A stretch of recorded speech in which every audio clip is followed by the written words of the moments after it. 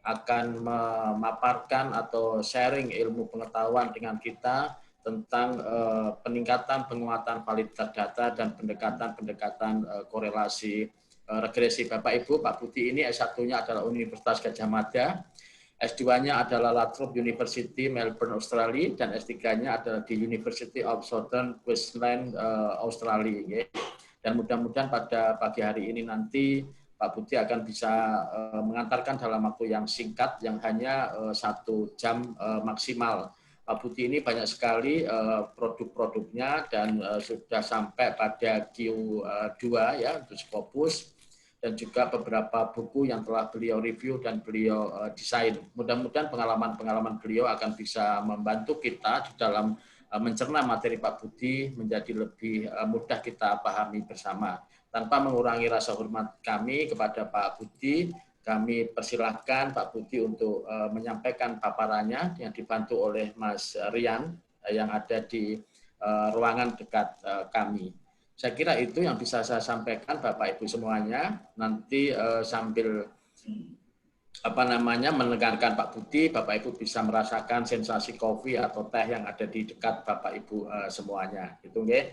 Saya persilakan Pak Dr. Budi Pratikno untuk menyampaikan paparannya, dan Mas Rian, kami persilakan Mas Rian. Silakan Pak Budi. Oke, matur nuwun Pak Gi. Assalamualaikum warahmatullahi wabarakatuh. Waalaikumsalam. Bapak Ibu, rekan-rekan dari Fakultas Peternakan dan pengguna yang lain, saya mohon maaf. Dari persepsi Pak Budi, mohon maaf. Perhimpunan Ilmuwan Sosial Ekonomi Peternakan Indonesia, dan juga para ilmuwan lain yang bergabung pada ruangan ini. Begitu nggih Pak Budi? Oke, monggo Pak Budi dilanjut. Nggih, matur nuwun. Pada hari ini Bapak Ibu, saya tidak akan memberikan materi yang mungkin bisa mengimprove panjenengan in skill, tetapi saya hanya ingin sharing saja karena saya bidangnya bukan peternakan. Saya hanya ingin sharing tentang bagaimana statistik. Assalamualaikum, mohon maaf. Statistik secara filosofi. Jadi nanti intinya bagaimana Bapak Ibu akan melakukan pengambilan. Mohon maaf. Yang ngapunten Bapak Ibu, Ibu-ibu, ngapunten Bu, nggih. Oke. Pak Gerto, mohon maaf, di-mute. Ngapun. Oke. Jadi itu kira-kira Bapak Ibu yang bisa sampaikan dengan sharing ini, barangkali nanti bisa mengimprove panjenengan tentang bagaimana tentang statistik inference, terutama bagaimana Bapak Ibu akan mengambil kesimpulan populasi berdasarkan pengalaman-pengalaman Bapak Ibu dalam pengambilan sampel yang benar dan teknik analisis yang benar. Dan salah satu yang ditekan oleh Pak Giarto adalah bagaimana teknik memodelkan secara regresi dan bagaimana mengambil kesimpulan dari model regresinya itu, lalu bagaimana model itu disignifikansi, kalau itu sudah valid, lalu sampai ke user. Problemnya adalah ketika Bapak Ibu sudah mengambil suatu langkah-langkah yang benar, tetapi kenyataannya hal itu masih bisa diimprove. Itulah problem yang ilmu baru yang mungkin Bapak Ibu tidak menyadari bahwa selama ini Bapak Ibu menggunakan treatment dengan menggunakan judgment teori yang sudah Bapak Ibu ketahui. Pertama diambil sampel, setelah diambil sampel digunakanlah analisis yang sesuai, setelah itu digunakan uji asumsi, lalu digunakan juga signifikansi dengan metode-metode yang terkait, maka barulah muncul suatu model yang sangat signifikan, dan permasalahannya apakah model itu patut diberikan ke user, itulah problemnya. Nah, Bapak Ibu, berkaitan dengan itu, maka yang paling penting adalah sampel. Ketika Bapak Ibu mengambil sampel, ternyata teknik mengambil sampelnya, jumlahnya sampelnya, dan sistem yang mengambil sampel itu tidak benar, maka automatically kesimpulan yang akan diambil itu tidak benar. Bayangkan ketika ada populasi, ketika ada perusahaan mengatakan bahwa lampu saya mampu hidup 10.000 jam, menyimpulkan populasi yang disetit oleh perusahaan itu, lalu mengambil sampel. Nah, sampelnya Di situ Bapak Ibu mengambil sampel jumlah yang salah, teknik yang salah, automatically itu akan menunjukkan bahwa judgement kesimpulan populasinya salah. Itu dari sampel. Nah, lalu bagaimana dengan model? Model pun sama. Ketika Bapak Ibu mengambil sampel, membuat model hubungan antara respon dengan variabel, lalu akan terjadilah model, itu pun akan menjadikan model itu adalah benar atau tidak, itu pun Bapak Ibu belum yakin bahwa model yang akan diberikan itu benar. Karena itu Bapak Ibu, yang paling penting saya tekankan di sini, bagaimana Bapak Ibu mengetahui sampel. Nah, sampel itu tergantung apa Bapak Ibu? Tergantung alfa. Alfa itu apa Bapak Ibu? Alfa itu adalah level of significance yang biasanya ditentukan oleh peneliti. Peneliti biasanya menggunakan 1%, 5%, dan 10%. Nah, problemnya di situ Bapak Ibu. Karena apa? Di statistik, alfa itu bisa dihitung. Nah, ketika Bapak Ibu menentukan alfa 5%, ternyata ketika itu diuji alfanya, ternyata dalam uji statistik itu alfanya adalah 3%, maka jumlahnya berubah sampelnya. Nah, selama ini yang ilmu yang sudah umum, alpha is determined, ditentukan oleh kita, lalu kita menentukan sampel berdasarkan alpha yang kita pilih. Nah, problemnya ilmu yang baru itu adalah alpha itu bisa di-generate, bisa dihitung. Nah, ini problem yang tidak pernah disadari oleh para ilmuwan bahwa alpha sudah automatically. Biasanya untuk clinical trial menggunakan alpha 1%, kalau exact science menggunakan alpha 5%, kalau social science menggunakan alpha 10%. Nah, padahal Bapak Ibu, alfa yang Bapak Ibu tentukan itu sangatlah bisa ditentukan oleh kita. Nah, ketika perhitungan kita itu berbeda dengan yang kita tentukan tadi 5%, 10%, 1%, maka otomatis N-nya berbeda. Nah, ketika N-nya berbeda berarti Bapak melakukan the wrong sample. Ketika wrong sample berarti conclusion-nya salah. Nah, ketika itu salah, maka automatically kesimpulan populasinya itu tidak layak untuk direkomendasi. Nah, karena itu Bapak Ibu, hati-hati tentang N itu, terutama teknik mengambil sampelnya bagaimana, jumlahnya berapa, dan itu yang paling penting. Nah, N itu tergantung pada alpha dan precise untuk kita. Nah, baik Bapak Ibu, ketika N-nya itu sudah sekarang pura-pura Bapak sudah mendapatkan nilai data N yang benar.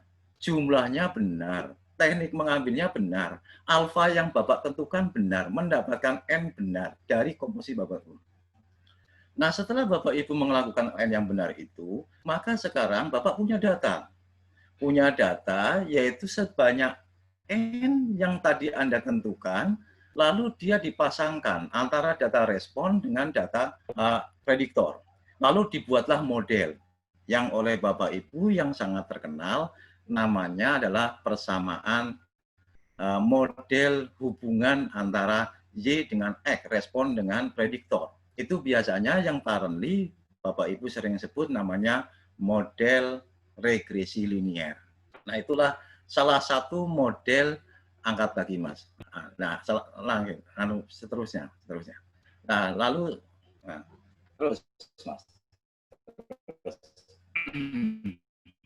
Nah, Bapak Ibu, lalu ketika itu sudah terjadi, angkat bagi Mas, maka Bapak Ibu mencari model, modelnya itu apa? Model hubungan antara variabel Y dengan variabel. Nah, angkat Mas, angkat terus. Lagi Mas, naik Mas. Naik. Ya, ini tidak terlalu penting. Bapak Ibu, teknik pengambilan sampel ini tidak terlalu penting, terus Mas naik. Oke, enggak. Turun ke slide berikutnya Mas. Ya, oke. Nah, Bapak Ibu, inilah yang ini yang Bapak Ibu tadi katakan. Ternyata sekarang Bapak Ibu punya data. Nah, ketika Bapak Ibu punya data sebanyak N, tadi N-nya diambil dengan benar, maka sekarang Bapak Ibu akan memodelkan. Problemnya adalah ketika Bapak Ibu memodelkan hubungan antara respon dengan independent variable, maka akan terjadi model yang punya banyak masalah. Salah satunya apa Bapak Ibu? Salah satunya ketika itu tidak memenuhi asumsi hubungan antara independent variable itu adalah high correlation. Nah, di situ adalah model yang Bapak Ibu harus hati-hati karena pendekatan model regresi klasik menjadi tidak benar. Lalu ketika Bapak Ibu mengatakan itu sudah benar, lalu diuji asumsi. Asumsinya semua dipenuhi, maka Bapak punya model mengatakan ini sudah benar. Oke, sudah benar. Lalu Bapak Ibu juga harus hati-hati. Ketika ada outlier, maka model tadi regresi klasiknya yang mungkin tidak tepat untuk didekati. Karena biasanya kalau outlier menggunakan robust regression. Tapi itu tidak terlalu penting. Lalu ketika ada lagi modelnya itu bentuknya segmented, maka mungkin bisa pakai piecewise. Kalau tadi yang hubungan antara X dengan X itu berkorelasi tinggi, mungkin bisa pakai restricted. Ini hanya beberapa model. Model yang artinya Bapak Ibu tidak harus menggunakan simple linear regression atau multiple linear regression atau binary linear regression. Yang paling penting sekarang adalah ketika Bapak Ibu sudah mendapatkan data N benar, menggunakan model yang benar, ternyata Bapak Ibu sekarang sudah menguji asumsinya dengan benar dan seterusnya. Lalu Bapak Ibu recommended, ini adalah hasil yang benar. Kalau itu sudah hasil yang benar, Bapak Ibu mengatakan ke user, ini Bapak tolong digunakan untuk the next. Nah pertanyaannya, apakah Bapak tadi sudah melakukan N yang benar, uji asumsi yang benar, modelnya benar? Itu model yang benar-benar benar. Nah itulah ilmu yang baru Bapak Ibu. Ternyata yang panjenengan kerjakan selama ini klasik itu benar sampai saat ini. Namun ada penelitian yang kebetulan saya kembangkan, ternyata itu masih bisa ditingkatkan. Bahwa itu yang diambil dari sampel tidak 100% benar. Dan malah itu salah satu yang paling lemah. Karena itu Bapak Ibu, setelah Bapak Ibu menyadari bahwa model regresi yang panjenengan pelajari saat ini adalah menggunakan sampel yang benar, teknik yang benar, jumlah sampel yang benar, ada cek multi-correlation, cek high correlation, cek outlier, dan sebagainya, itu benar, jangan sekali-kali Bapak Ibu memberikan langsung ini 100% benar. Itu yang saya katakan tidak recommended. Bahwa sekarang ini ada ilmu baru, bahwa yang selama ini dikerjakan itu adalah tidak 100% benar. Maka saya mengatakan itulah develop in improving population inference, pengembangan kesimpulan populasi. Nah, bagaimana Bapak Ibu sekarang kalau memang itu tidak benar? Artinya bisa ditingkatkan kebenarnya. Itu benar, cuma tidak 100% benar. Maka kita tingkatkan. Bagaimana cara meningkatkannya? Maka Bapak Ibu harus banyak membaca jurnal. Dari jurnal itu, Bapak Ibu akan tahu ketika N yang diambil dari sampel Bapak itu sebanyak katakan 100, lalu ada riset lain yang juga mengambil N-nya mungkin 100, ada 300, ada 30, macam-macam itu. Lalu Bapak Ibu membaca banyak jurnal, mendapatkan treatment bahwa koefisien yang melekat pada X ketika ada hubungan Y dengan X, itu yang dihitung dari sampel, itu adalah tidak sama. Artinya apa Bapak Ibu? Artinya Bapak Ibu harus merefer pada riset-riset yang lalu, apakah riset yang lalu jauh lebih baik daripada riset yang dengan lakukan. Itulah kenapa saya mengatakan bahwa sampel yang Anda gunakan itu belum tentu memberikan rekomendasi model yang benar. Karena ketika kita merefer pada beberapa penelitian yang selalu dengan topik yang sama, banyak pakar yang sudah melakukan penelitian, ternyata mendapatkan koefisien beta yang melekat pada X dalam model regresi itu berbeda-beda. Nah, ketika itu berbeda-beda, pertanyaannya adalah, apakah yang punya Bapak yang benar? Apakah punya yang riset yang dulu yang benar? Maka itulah saya mengatakan bahwa model yang Bapak drive itu tidak 100% benar. Sehingga kata-kata kita mengenal namanya judgment, namanya kita menggunakan model perbaruan yaitu model non-sample. Non-sample artinya apa? Bapak sekarang lebih percaya pada riset yang dulu akan diuji dengan riset Bapak. Nah, dibandingkan riset Bapak dengan riset yang dulu yang sama-sama menelurkan koefisien beta itu pada model yang melekat di X itu. Nah, itulah yang namanya non-sample. Sehingga Bapak Ibu, ketika Bapak sudah punya model dengan judgment yang benar, ternyata di-compare dengan yang namanya non-sample dari riset-riset yang dulu itu adalah berbeda, ternyata Bapak Ibu, saya sudah melakukan riset ini, ternyata yang Bapak lakukan, sampel yang tadi menggunakan sampel yang benar dengan analisis yang benar, yang Bapak lakukan, itu jauh tidak lebih bagus daripada riset terdahulu. Tetapi ingat, riset terdahulu seperti apa, itulah yang harus kita baca dari beberapa jurnal yang sangat baik. Gitu. Nah mungkin kalau Bapak biasa membaca jurnal, mungkin jurnal yang levelnya yang minimal Q2, Q3, sampai Q4. Ya Q1 cukup ada. Nah itulah yang perlu dilakukan. Nah, itulah namanya saya mengatakan improving quality of population inference. Jadi kalau Bapak Ibu selama ini melakukan track record yang benar, semua jangan sekali-kali mengatakan ke user bahwa itu 100% benar. Apalagi Bapak mengambil sampelnya salah, metode mengambilnya salah, jumlahnya tidak tepat, alfanya tidak tepat, akan mendapatkan kesimpulan yang jauh lebih jelek. Wong yang sudah benar saja N-nya benar, diambil dengan teknik benar, jumlah yang benar, dari komposisi alfa yang benar, maka itu pun masih bisa dibandingkan dengan riset yang dulu. Dan ternyata yang Bapak Ibu lakukan, yang dengan sampel kita, itu selama ini riset saya dikatakan bahwa itu yang kita lakukan jauh tidak lebih baik dari yang riset terdahulu. Nah, syukur kalau yang Bapak lakukan itu setelah kita bandingkan jauh lebih baik, maka itu akan bagus. Tetapi riset yang saya katakan bahwa itu namanya non-sample pure information. Sehingga beberapa riset saya mengatakan bahwa ternyata penelitian dulu itu jauh lebih baik. Berarti yang sekarang mungkin, saya tidak tahu kenapa betanya itu selalu diuji dibandingkan yang lain dulu itu jauh tidak lebih baik, maka yang sekarang mungkin banyak faktor. Apakah pengambilan sampelnya salah, atau tekniknya yang salah, atau jumlahnya yang salah, atau alfanya. Alfa yang tadi Bapak pilih itu ternyata masih bisa ditingkatkan. Karena alfa itu tidak deterministik, tidak ditentukan langsung. Bapak Ibu selama ini menentukan langsung, 5%, 10%, 1%. Nah, padahal itu bisa dihitung. Itulah problemnya. Dalam peningkatan populasi, peningkatan kesimpulan populasi berdasarkan sampel.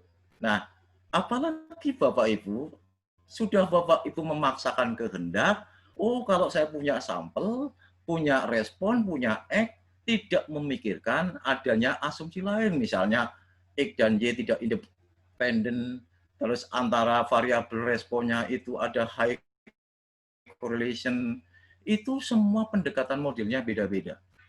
Nah, apalagi sudah melakukan kesalahan metode. Misalnya yang ada outlier harus pakai robust regression, ada yang misalnya high correlation antara X-nya harus pakai rate regression, ada yang pakai segmented, pakai piecewise regression, misalnya ada yang responnya itu biner itu pakai logistic regression, ada yang responnya itu multiple, artinya banyak responnya, tapi X-nya yang banyak. Itu kalau di kedokteran, itu misalnya treatment satu bisa menjanjikan orang akan terdeteksi sakitnya apa-apa, itu responnya banyak, itu namanya multivariate regression.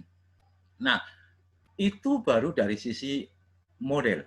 Nah, kalau Bapak sudah paham itu semua, mendapatkan sampel benar, model yang benar, uji asumsi benar, itu pun masih di-trace, bisa jadi kita tingkatkan by previous research dengan melihat perbandingan riset yang lalu. Itulah yang namanya non-sample prior information. Baik, slide lagi Mas, naik slide. Next slide. Nah, next slide Mas. Nah, Bapak Ibu, nah inilah jadi yang saya katakan. Dari tadi yang Bapak sudah punya N yang banyak yang tepat, sebetulnya statistik itu banyak model Bapak Ibu. Nah, biasanya yang Bapak Ibu lakukan itu adalah simple regression model, SRM. Atau multiple regression model, multiple atau regresi berganda. Nah, MSRM, multivariate itu jarang, kecuali di kedokteran, karena ini responnya yang banyak. Bukan kalau di yang SRM dan MRM itu Y-nya hanya 1. Gitu. Tapi kalau di MSRM itu adalah responnya banyak, itu jarang. Apalagi PRM. PRM itu ada parallel regression model. Jadi mereka membandingkan kejadian di daerah A dengan daerah B, apakah itu paralel. Gitu. Nah itu juga jarang dilakukan. Saya pernah penelitian itu, dan itu ternyata memberikan hal yang bagus. Apalagi LR mungkin banyak di kedokteran, logistic regression. Nah itu tadi rate regression, itu yang ada among correlation antara ada robust regression tadi yang ada outlier dan lain sebagainya. Nah inilah salah satu metode analis data in statistik. Nah jadi selama ini Bapak Ibu mungkin yang baru dikembangkan baru simple regression model sama multiple regression model. Nah itu pun Bapak Ibu yang lakukan Bapak Ibu sudah benar semua. Saya tekankan sekali, sudah benar semua, itu benar, memang benar. Tetapi jangan mengatakan 100% benar, karena ternyata itu bisa diimprove kesimpulannya, dengan membandingkan dengan riset yang terdahulu. Itu namanya non-sample. Next slide, Mas. Next slide. Nah, Bapak Ibu, setelah Bapak Ibu mengetahui bahwa itu, maka ini yang tadi saya katakan. Kenapa saya menguji beta, Bapak Ibu? Nah, beta itu adalah yang tadi, yang dihitung dari sampel. Ketika Bapak punya sampel Y sebanyak N, sampel X sebanyak N, maka beta itu secara statistik rumusnya simpel, yaitu cuma sigma XY dikurangi sigma X, sigma Y bagi N dibagi sigma X. Bagi ini adalah sampel, pokoknya itu hitungan sampel. Nah, beta yang Bapak Ibu dapatkan sampel itu yang diuji. Nah, ketika diuji, Bapak sudah melakukan langkah-langkah yang benar, ternyata Bapak Ibu tidak bisa memberikan rekomendasi langsung bahwa ini 100% benar. Karena beta yang dari sampel ini setelah saya treatment ternyata dia hasilnya yang paling lemah dibandingkan ketika saya melakukan tracer pada beta-beta yang pernah ditemukan riset yang terdahulu. Nah, itu yang saya tekankan sekali lagi, namanya NSPI, Non-Sample Prior Information. Jadi Bapak Ibu sekali lagi, jangan sekali-kali Bapak Ibu mengambil sampel yang salah, teknik yang salah, alfa yang salah, model pendekatan yang salah, itu automatically tidak menyimpulkan populasi dengan baik. Nah, kalau Bapak Ibu sudah melakukan yang benar, E-nya benar, tekniknya benar, alfanya benar, modelnya benar, asumsi ujinya benar, itu pun Bapak Ibu belum saya katakan memberikan recommended 100% benar. Karena hasil riset saya yang sudah benar itu mendapatkan koefisien beta itu yang dari sampel itu setelah saya treat dengan hasil riset previous riset, ternyata itu pun jauh lebih lemah dari beberapa riset yang saya lakukan. Selama ini riset kita selalu jauh lebih lemah dari riset-riset terdahulu. Nah, itulah yang kita sebut namanya non-sample. Saya selalu menggunakan istilah non-sample karena saya men-trace hasil riset beta tadi, yang betanya Bapak tadi pakai data, saya men-trace dengan riset-riset terdahulu dari beberapa jurnal, ternyata yang dahulu itu masih lebih baik daripada yang kita punya. Nah, mungkin kita introspeksi, kesalahan kita di mana. Itu adalah hasil riset yang pernah saya lakukan. Next slide. Nah, kita biasanya menguji hipotesis beta itu bisa two side, one side. Nah, Bapak Ibu, kenapa saya tampilkan F, tidak pakai p-value? Karena Bapak Ibu, ternyata ketika kita sudah bicara kesimpulan populasi, pakai ANOVA, F itu adalah distribusi dari yang tadi. Bapak menggunakan ANOVA untuk data Y dan X. Nah, ketika data itu menggunakan non-sample, pakai previous yang lalu, maka itu pun Bapak Ibu, ternyata dia banyak menelurkan beberapa distribusi. Sehingga saya mengatakan belajar distribusi itu penting. Karena ternyata ini menimbulkan distribusi baru. Baik, next slide Bapak Ibu. Next slide ya. Nah, next Mas, next slide. Nah, ini mungkin bagi pengguna. Nah, Bapak Ibu bagi pengguna, maka Bapak Ibu, saya recommended Bapak Ibu, setelah Bapak Ibu melakukan kajian tadi sampel dan melakukan testing untuk model terbaik, baik itu melalui asumsi, melalui t-test, ANOVA, F-tabel, p-value, R. R itu adalah koefisien deterministik. Nah, ini biasanya R itu digunakan oleh para pengguna. Biasanya mereka cenderung menggunakan 90%, padahal tidak begitu. Nah, biasanya orang menggunakan kalau tidak 90% R-nya, maka tidak mau, tidak begitu. Maka hati-hati, ada beberapa langkah yang bisa Bapak gunakan Dan itu yang paling saya recommended adalah menggunakan ANOVA. Dan R itu adalah bagi mereka yang memang tidak paham dengan ANOVA dan p-value.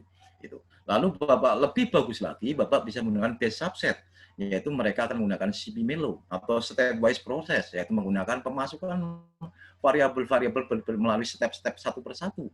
Itu juga iya. Nah, ini yang saya recommended untuk base model. Lalu base model banyak caranya, cuma yang paling umum bagi pengguna adalah menggunakan R.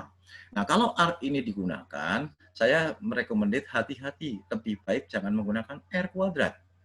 Lebih baik bagi pengguna yang umum bisa pakai partial testing, pakai t-test, atau pakai ANOVA. Itu yang umum, atau p-value yang bisa menggunakan untuk menganalisis model. Nah, walaupun sudah dilakukan base model, Bapak Ibu, nanti saya akan rekomendasikan bahwa ternyata base model itu masih bisa diimprove. Masih bisa diimprove dengan menggunakan judgment previous research. Nah, ini adalah software. Kalau di matematik pakainya R karena ini open source dan gratis. Kalau Minitab SPS itu berbayar, kita harus membeli yang license, MATLAB juga. Nah, kalau Bapak Ibu memang lab-nya punya sumber daya yang baik, silahkan membeli Minitab, silahkan membeli SPSS, tetapi kalau tidak punya, lebih baik menggunakan open source R. R itu juga sangat baik. Cuma dia menggunakan bahasa pemrograman. Itu adalah software yang bisa saya rekomendasikan.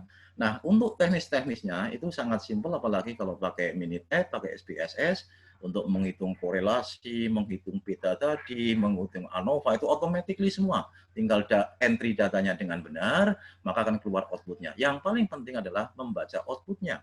Ketika outputnya sudah paham, dibaca, mengasukkan itu, nah itulah base model. Nah, ketika base model itu, sekali lagi jangan sekali-kali mengatakan 100% is right. Karena ini masih bisa diimprove. Itu yang paling penting. Baik, next slide. Itu adalah kira-kira next slide, Bapak, Ibu. Nah, ini Bapak, Ibu yang tadi saya katakan. Nah, ketika Bapak, Ibu tadi menggunakan sampling yang jumlahnya N, yang Bapak Ibu gunakan semuanya dengan teknik yang bermacam-macam yang benar, nah itu ditanyakan, apakah Anda yakin beta tadi yang diuji benar dan recommended to user itu benar? Not. Itu. Maka gunakan NSPI, non-sample prior information.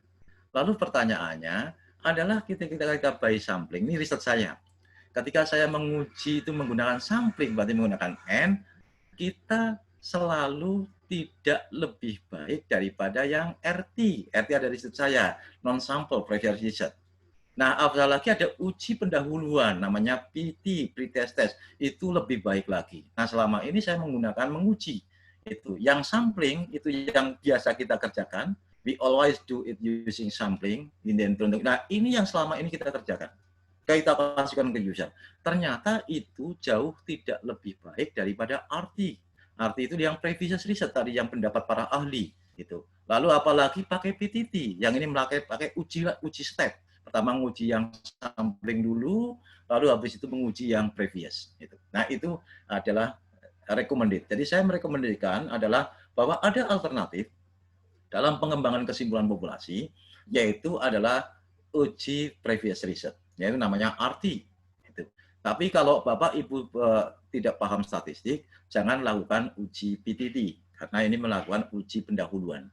Nah, kira-kira itu Bapak Ibu, next slide, itu yang bisa saya sampaikan, bahwa next slide, bahwa ternyata kita punya kelemahan. Nah, ini yang tadi saya katakan, kelemahan kita adalah tadi, bahwa yang kita gunakan sampel belum tentu benar. Nah, itulah Bapak Ibu, alfa tadi yang ditentukan, kalau dalam bahasa statistik, kita sebut size yang bawah, yaitu probabilitas mereject H0 under H0, alfa.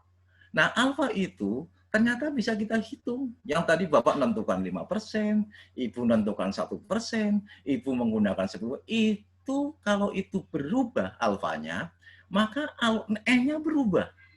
Nah, ternyata alfa itu ketika Bapak Ibu menggunakan 5%, setelah kita hitung, ternyata mendapatkan alfa 0,03, berarti ada selisih 0,02. Berarti sebetulnya sampel Bapak Ibu masih salah. Karena ternyata alfa itu bisa dihitung. Tapi selama ini, user selalu mengatakan alfa itu deterministik. Udah, pokoknya saya tentukan 5%. Saya katakan 10%. Nah, itulah kelemahan daripada sampling yang tidak right 100%. Bapak Ibu yang kami hormati, saya ini hanya sharing saja. Barangkali kalau teknis nanti membaca output menggunakan software dan seterusnya, itu bisa kalau kita workshop in lab. Tetapi kalau ini hanya sharing bagaimana sebetulnya pemahaman knowledge statistik, bahwa yang selama ini kita pelajari sebetulnya masih kita bisa tingkatkan. Namun percaya atau tidak, saya melakukan riset ini hampir berkali-kali, dan beberapa jurnal saya juga berkaitan dengan semua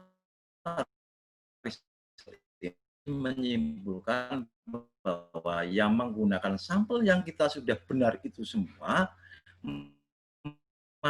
masih, dan itu masih tidak lebih baik daripada yang kita searching menggunakan previous research atau menggunakan uji awal atau namanya pre-test test. Itu Bapak Ibu yang bisa saya sampaikan. Silakan next slide. Baik Bapak Ibu. Nah, next slide. Oke, next slide Mas. Nah, itu Bapak Ibu. Tadi next slide Mas. Next. Nah, ini. Nah, boleh monggo. Ya, tadi sebelumnya Mas. Nah, ini. Jadi Bapak Ibu yang paling penting adalah, yang tadi benar Mas, Nah, ini. Nah, tadi yang paling penting Bapak Ibu, bahwa untuk memahami statistik, tadi teori. Nah, setelah Bapak Ibu memahami filosofi teorinya, mari sekarang tingkatkan skill melalui R atau MATLAB atau Minitab, penggunaannya untuk entry data di software. Setelah itu yang paling penting adalah bagaimana membaca tentang output yang kita dapatkan. Nah, itu berarti berdasarkan teorinya. Itulah Bapak Ibu yang bisa saya sampaikan. Barangkali ada yang tidak pas dalam forum ini, saya mohon maaf. Ini kami hanya sharing saja karena kami tidak bisa menunjukkan secara visual untuk pekerjaan-pekerjaan yang melalui software. Tapi semua saya yakin karena Bapak Ibu sudah biasa menggunakan statistik bahwa intinya sama. Intinya software itu sangat membantu dan akan mengeluarkan apa yang kita butuhkan, dan kita hanya butuh membaca outputnya saja. Tapi pemahaman yang paling penting adalah bahwa N yang benar, semua teknik yang benar, langkah yang benar, alfa yang benar, itu belum tentu recommended 100% benar. Kita harus berhati-hati yang kita sudah dapatkan dengan itu, apakah riset yang terdahulu juga memberikan yang sama. Saya kira itu Bapak Ibu yang bisa sampaikan, kurang lebihnya mohon maaf. Assalamualaikum warahmatullahi wabarakatuh. Waalaikumsalam warahmatullahi wabarakatuh. Terima kasih Mas Budi atas paparannya yang sangat runut, dan memang kalau pelajaran-pelajaran matematika statistik ini memang tidak bisa dicerna secara langsung oleh kaum seperti saya begitu ya, yang memang tidak mendalami ilmu-ilmu ini begitu ya. Tapi anyway ya, tadi yang disampaikan Mas Budi sudah sangat bisa memberikan tambahan perspektif kepada kita, karena teman-teman ini sebenarnya juga sudah sangat familiar ya dengan SPSS, MATLAB dan sebagainya.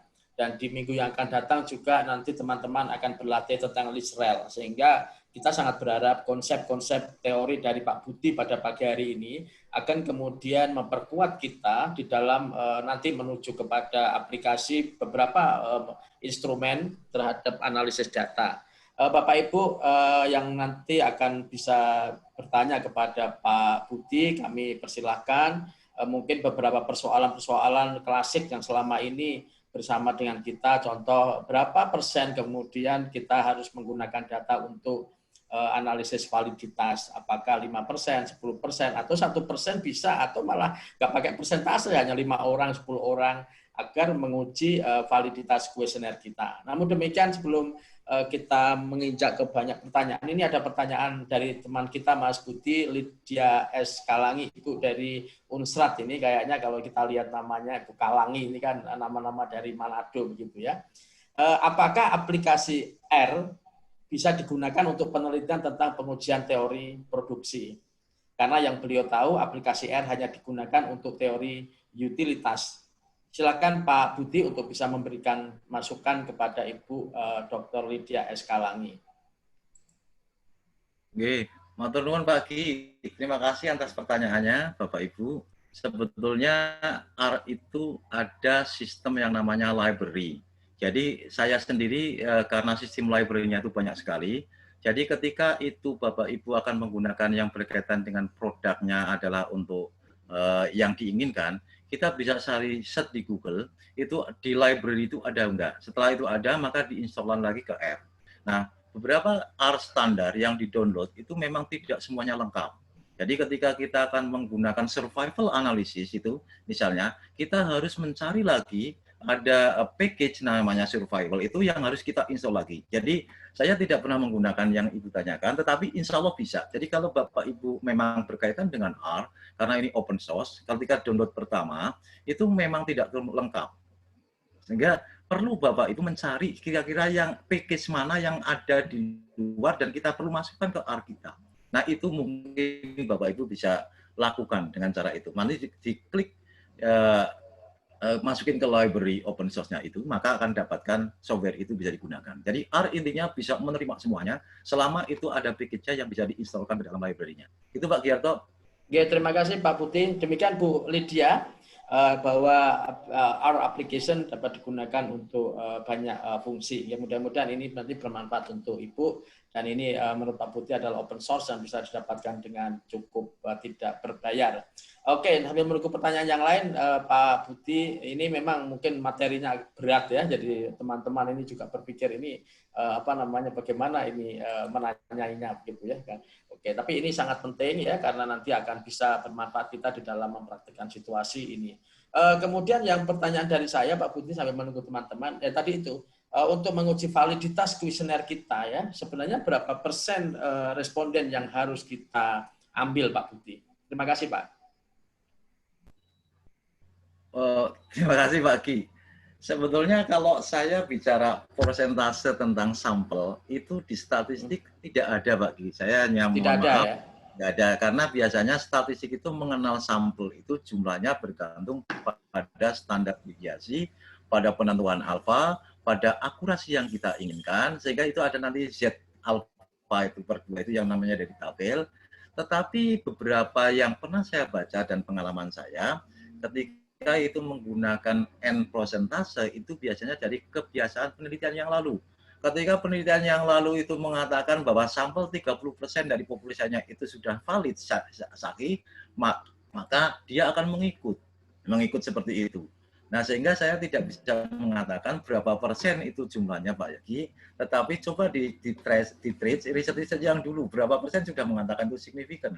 Mungkin itu bisa diikuti. Tapi kalau N secara valid, untuk menguji itu sebetulnya enggak. Kita harus tentukan seberapa jauh keinginan kita, precision itu namanya D. Alfanya berapa kita tentukan, itu yang tadi, walaupun itu harus bisa diimprove. Lalu berapa standar deviasi dari riset yang kita inginkan. Itu Mas Ki. Kira-kira. Oke, terima kasih Pak. Jadi memang kemudian pertanyaan lanjutan dari saya sambil tunggu nanti beberapa pertanyaan dari teman. Penggunaan prosentase di dalam menentukan jumlah sampel ini sebenarnya menurut Pak Budi tepat, kurang tepat, atau tidak tepat gitu? Atau malah cenderung menggunakan Slovin yang menurut Pak Budi lebih reliable, atau mungkin ada metode lain dalam menentukan kuota daripada sampel atau responden itu Pak Budi? Kalau prosentase tadi memang tidak dikenal Bapak Ibu, mungkin saya sudah katakan itu adalah Maki hanya bisa merefer pada riset-riset yang dulu, tetapi ketika itu tidak mau menggunakan prosentase, ada yang sudah dibakukan. Salah satunya yang sudah membakukan adalah Chrysis and Morgan. Itu sudah ada, ketika jumlah populasi yang diketahui ini N, maka N kecilnya ada. Ada juga yang sudah pakai Harry King. Harry King itu menggunakan pembakuan, ketika kita ingin kesalahan berapa persen, maka tinggal ditarik dari jumlah populasi yang ada, ditarik dengan kesalahan yang kita inginkan, maka akan didapatkan jumlah N yang ada. Nah, pembakuan-pembakuan itu biasanya menggunakan alfa 5%. Sehingga ketika Bapak Ibu menggunakan yang sudah ditampilkan atau dibakukan, itu tidak bisa menggunakan variasi alfa. Alfa 6%, 7% kayak gitu. Karena itu saran saya, lebih baik kita kembali ke standar, bahwa yang kita butuhkan untuk menentukan jumlah N itu adalah penentuan alfa, walaupun alfa bisa ditingkatkan, ada deviasi, lalu D yaitu precise ke ketelitian yang kita inginkan, dan adalah yang paling penting adalah simulasi alfa, karena alfa itu yang sangat kita inginkan. Kalau di kedokteran, sebetulnya di kedokteran itu 0,01 itu juga tidak terbaik. Kalau saya lebih baik, alfa itu adalah yang sekecil mungkin, karena itu akan meningkatkan jumlah N. Ketika alfa sekecil mungkin, N-nya banyak. Ketika N-nya banyak, automatically kesimpulan populasinya akan menjadi benar. Tetapi ketika N-nya kecil, automatically N-nya kecil, apalagi treatment ulangannya kecil akan mendapatkan kesimpulan yang tidak mewakili populasi. Itulah kira-kira Pak Ki. Oke, terima kasih Pak Putri, penjelasan yang sangat berharga buat kita semuanya. Ini ada pertanyaan dari Pak Sofyan. Output statistik itu tidak automatically secara absolut dapat digunakan untuk menginterpretasikan atau menjadi dasar interpretasi. Nah, menurut Pak Putri bagaimana ini? Pak Putri, selamat pagi. Ya, tidak paham dengan pertanyaan output statistik itu. Jadi gini, kalau Bapak Ibu ingin membuat model, maka yang akan keluar dengan alat bantu adalah model dari output. Ketika Bapak Ibu akan menguji model itu, maka yang keluar di output itu adalah salah satu indikator adalah alat untuk menguji. Jadi itu ada di output. Nah, ketika Bapak Ibu mau menjudgment bahwa ternyata bahwa ada error yang kecil, itu pun akan keluar di output.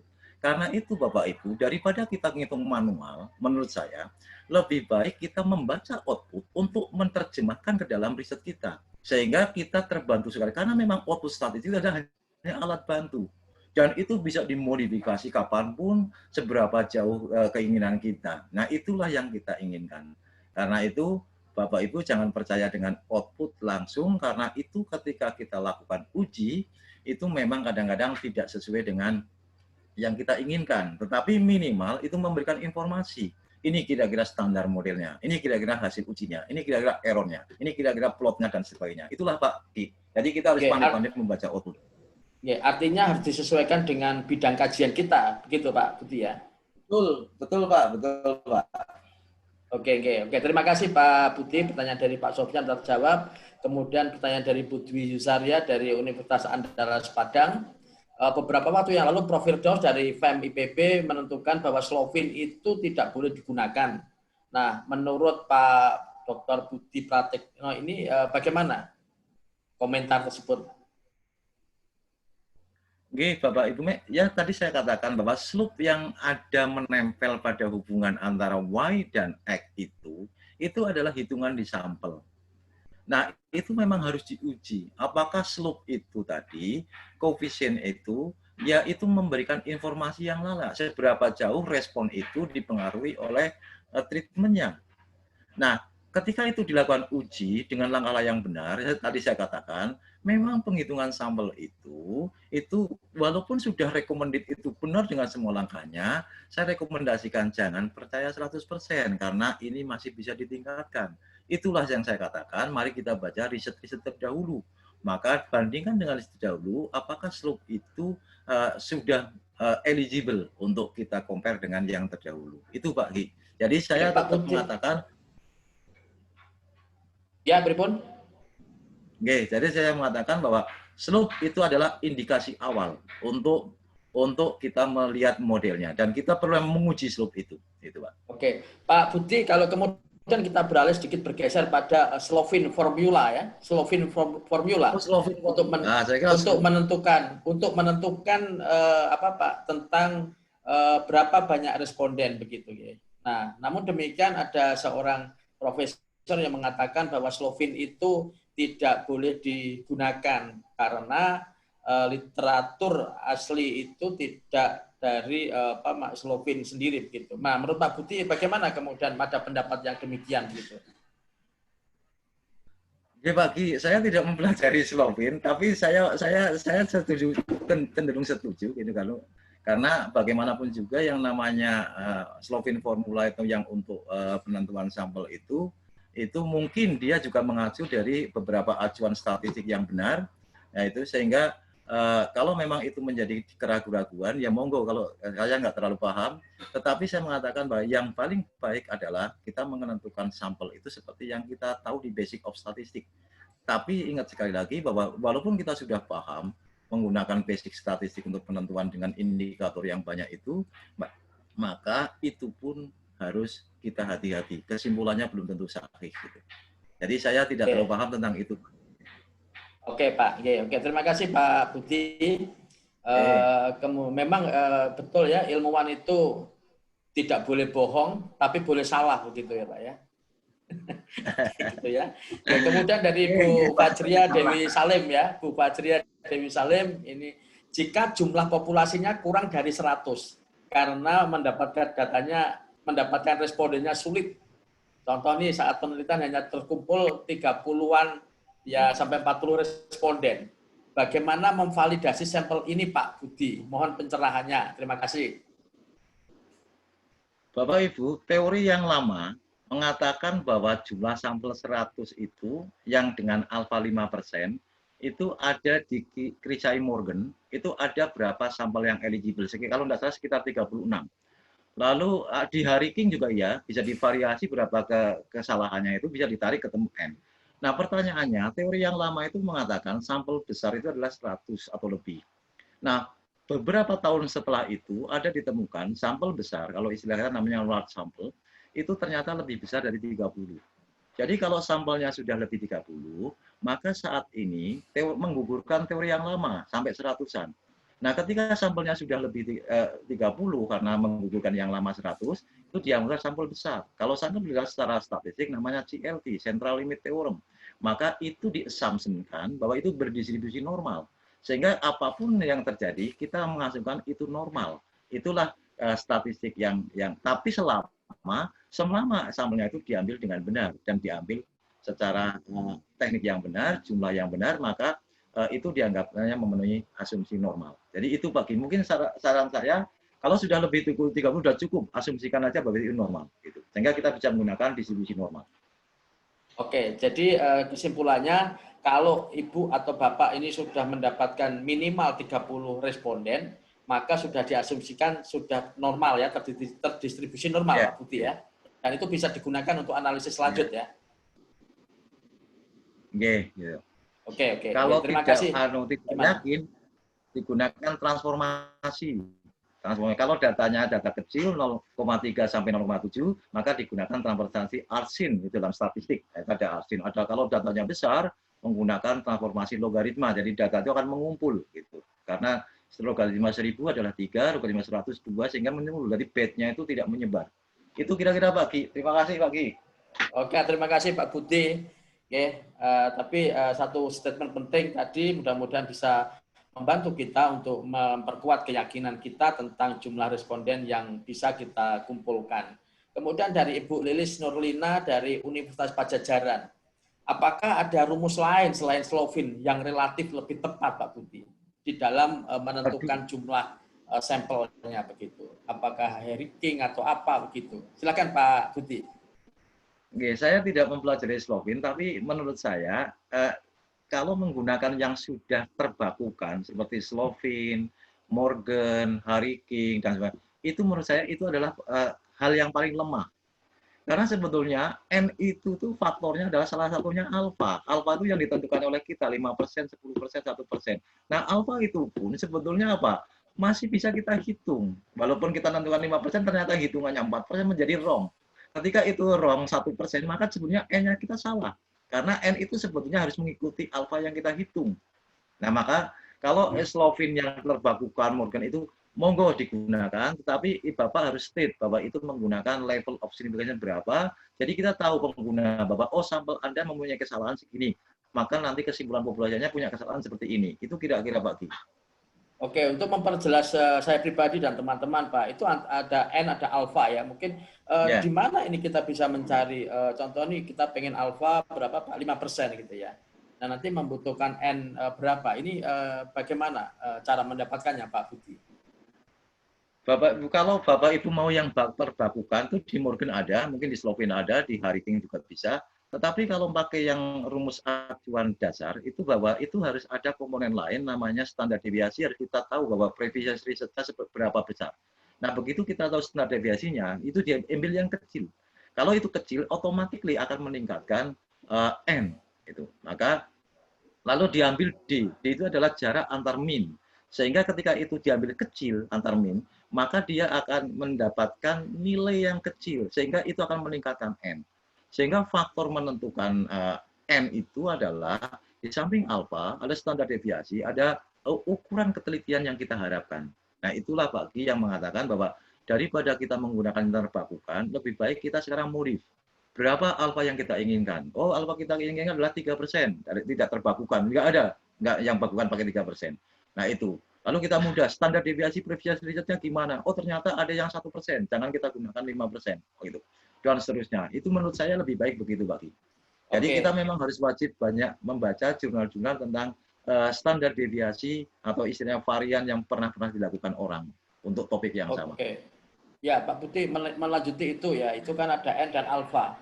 Tadi kita diberikan Pak Putih N-nya tergantung kita mau ingin berapa. Nah, pertanyaan saya pribadi dan juga teman-teman adalah bagaimana kemudian menentukan alfa yang bagus, yang efektif ya? Apakah 5%, 3%, 1%, dan juga standar deviasi yang kita inginkan. Ini apa kemudian parameternya, Pak Putih?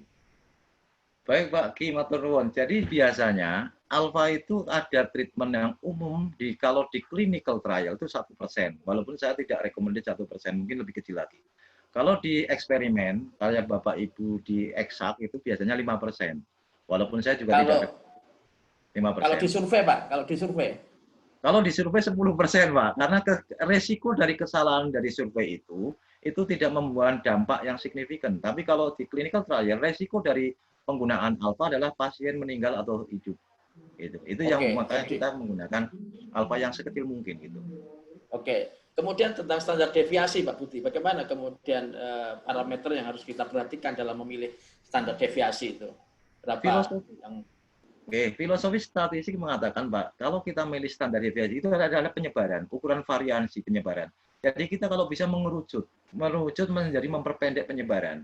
Karena itu diambil standar deviasi yang paling kecil, yang sekecil mungkin. Jadi kalau angkanya itu ribuan, mungkin angka 1 adalah standar deviasi yang kecil. Tapi ketika angkanya itu koma-koma, mungkin kita butuh 0,01. Jadi kita tergantung data yang kita punya.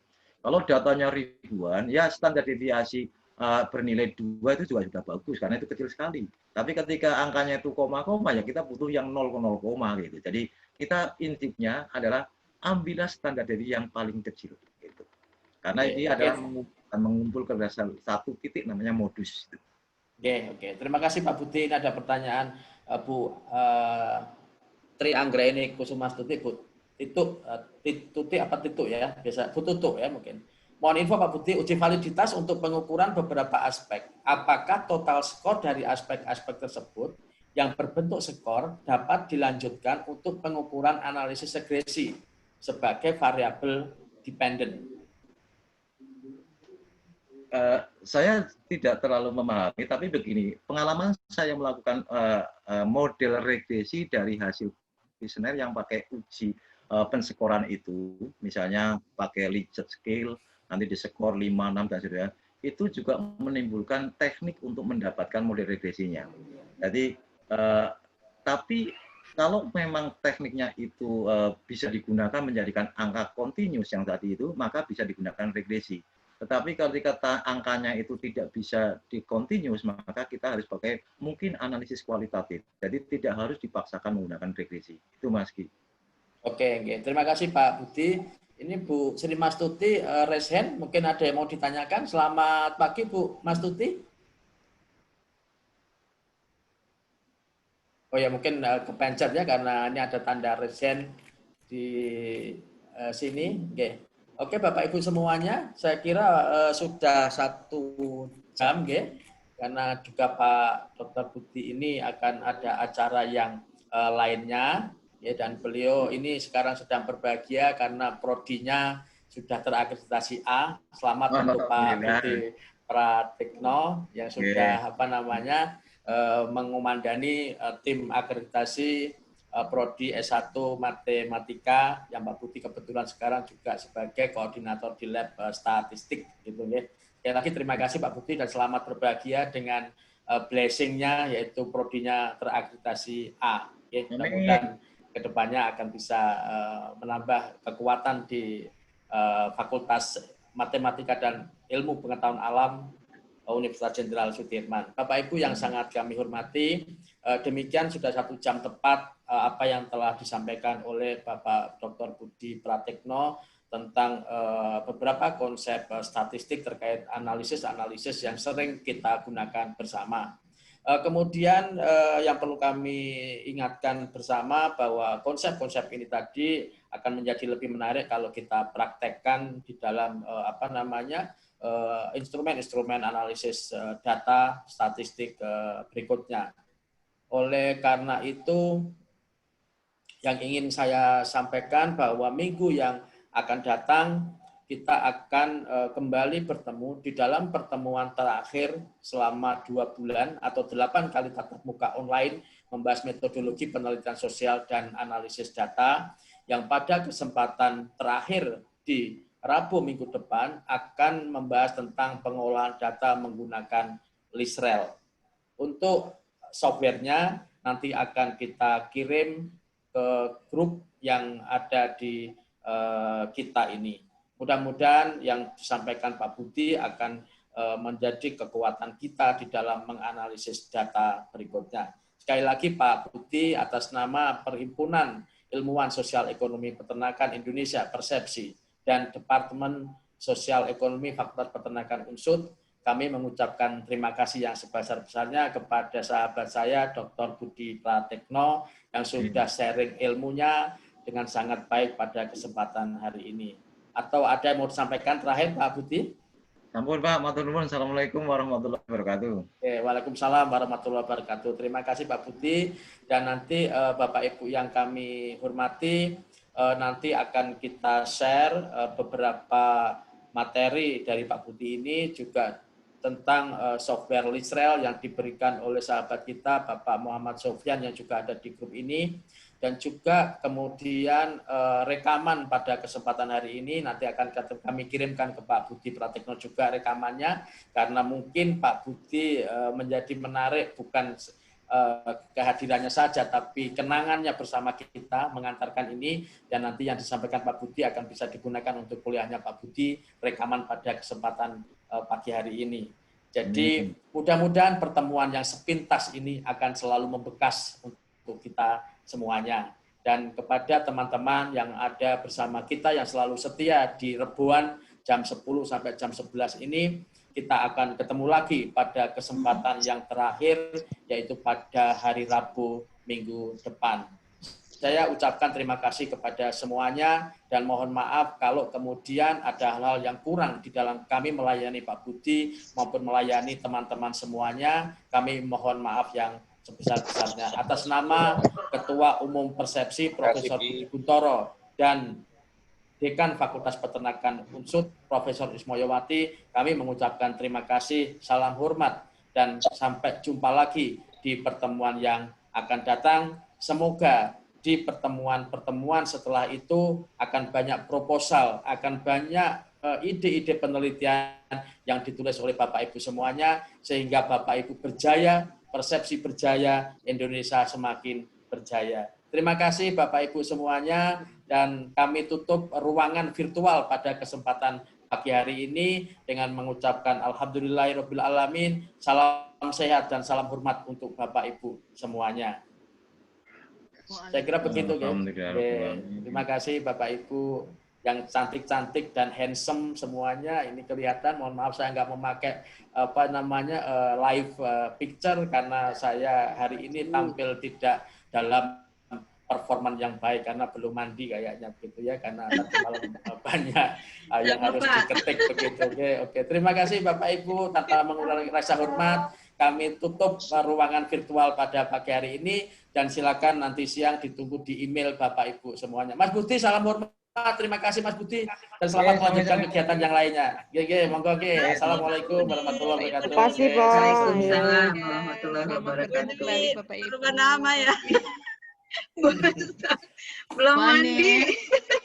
Monggo saya tutup, monggo Bapak Ibu, Waalaikumsalam.